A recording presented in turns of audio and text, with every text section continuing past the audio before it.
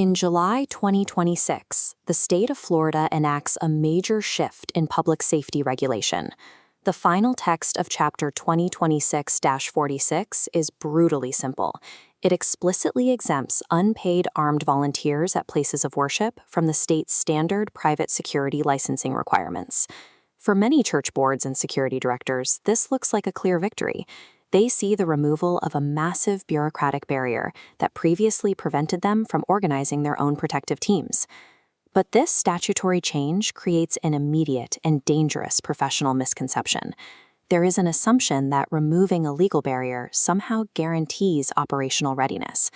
A basic concealed carry permit proves you can safely handle a firearm in a static environment. It does not mean you have the tactical or physiological preparation required to manage lethal force in a crowded public space. The law changed.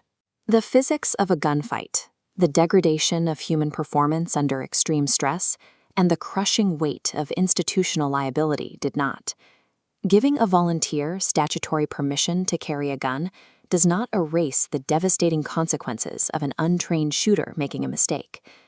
In the firearms training industry, we constantly observe the Dunning-Kruger effect, the psychological phenomenon where people with very limited skills drastically overestimate their competence.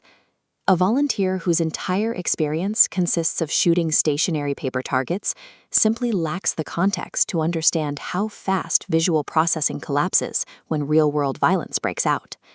They lack the ability to recognize the depth of what they do not know. Having a gun under your shirt and a genuine desire to protect your congregation is an illusion of preparedness. True lethal force decision-making requires knowing exactly when, why, how, and where not to press the trigger. Moving into an active threat environment without prior force-on-force validation puts innocent bystanders directly in the line of fire. Untested confidence becomes a literal hazard to the congregation. When institutional leaders rely on that unchecked confidence, they directly transfer the burden of civil liability onto their own shoulders. To understand the scale of this liability, look at Florida's existing framework for professional, regulated armed security. This chart illustrates the required training baseline. To legally perform regulated security duties with a firearm, a professional must obtain Class D and Class G licenses. That requires a minimum of 68 hours of professional classroom and in-person range training. And here is the uncomfortable truth. Even that 68-hour professional standard is considered minimal. It does not include advanced active shooter interdiction, force-on-force judgment training, or heavy stress inoculation. Now, look at the reality created by Chapter 2026-46.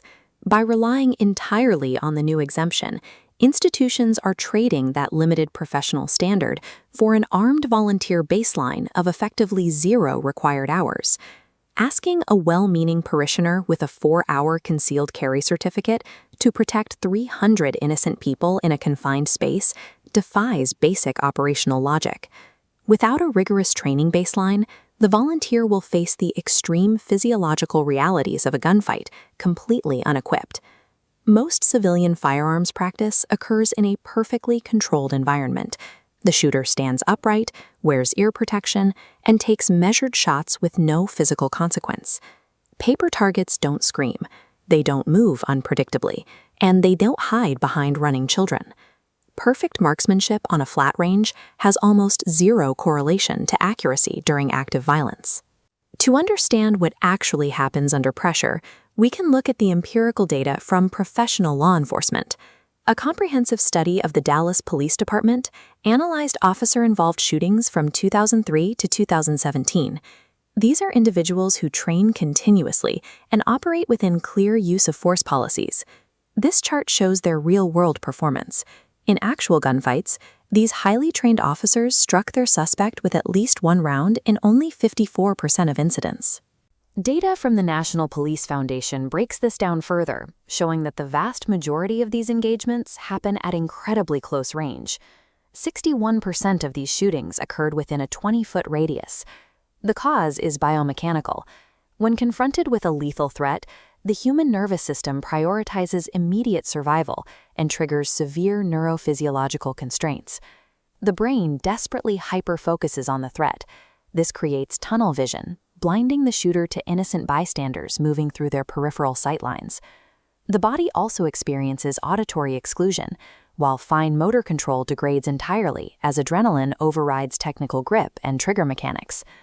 If highly trained professionals miss half their shots at close range due to physiological breakdown, assuming an untested church volunteer will perform perfectly is a mathematically provable fantasy. We tend to view a sanctuary as a place of absolute peace. During an active shooter event, it instantly transforms into a high-density kinetic environment. Consider the baseline physical constraints. You have hundreds of innocent people sitting shoulder to shoulder, incredibly narrow movement lanes, and acoustics specifically designed to amplify sound. The moment gunfire and raw adrenaline are introduced into that space, the environment collapses. The crowd reacts unpredictably. Fleeing bodies, screaming families, and people freezing in place instantly occlude any clean line of fire. You also have to contend with secondary hazards. Smoke, blaring alarms, inconsistent lighting, and sudden visual obstructions compound the chaos. This creates an extreme risk of target misidentification. If multiple armed volunteers who do not know each other draw their weapons, they easily become targets to one another. When responding law enforcement breaches the doors, they have only seconds to process the scene and distinguish between the active killer and the armed volunteer holding a gun. Inside this compressed, ambiguous, and violent geometry, a missed round from a volunteer's weapon is almost guaranteed to strike an innocent bystander. Chapter 2026-46 removes a licensing barrier, but it completely fails to erase the legal standards of negligence or civil liability. Under Florida law, deadly force is only justified by a reasonable belief that such force is necessary to prevent imminent death or great bodily harm. Immunity from prosecution is not automatically granted just because a volunteer says they were acting to protect the church. After a tragedy, a plaintiff's attorney will pull every detail in discovery. They will demand to know how the volunteer identified the target, what their backdrop awareness was, and exactly why an innocent person was hit. The church itself instantly becomes the primary defendant through claims of negligent selection, negligent training, and negligent supervision of that volunteer. In a courtroom, the plaintiff's attorney will not care that the shooter was a well-meaning person. They will only care that the church explicitly endorsed an untrained liability. An armed volunteer can be a massive asset, but an untrained armed volunteer is just another deadly hazard inside the crisis. A legitimate, defensible institutional security program requires strict standards.